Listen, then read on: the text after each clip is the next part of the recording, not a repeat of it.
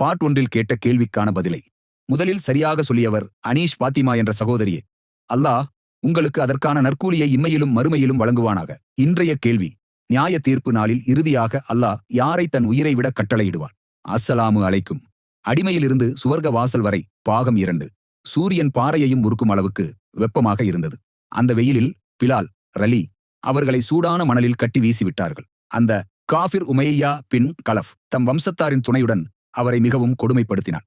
சுடும் பாலைவன மணலில் அவரை ஆடையின்றி கிடத்தி நெஞ்சில் பாறாங்கல்லை வைத்து பிலால் ரலி அவர்கள் சற்றும் அசைய முடியாதவாறு செய்து துன்புறுத்தினான்.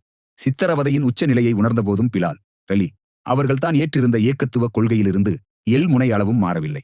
அவர்களின் உடல் சித்திரவதையால் சின்னா பின்னப்படுத்தப்பட்டு கசையடி அடி உதை என தண்டனைகள் அதிகரிக்கப்பட்டும் கூட அஹதுன் அஹதுன் அல்லாஹ் ஒருவனே அல்லாஹ் ஒருவனே என்றே கூறினார்கள். இணை வைப்பாளர்களின் இத்தண்டனைகள் சித்திரவதைகள் யாவுமே பிலால் ரலி அவர்கள் கொண்டிருந்த ஏக்கத்துவ கொள்கையை மேலும் உறுதிப்படுத்தவே உதவியது.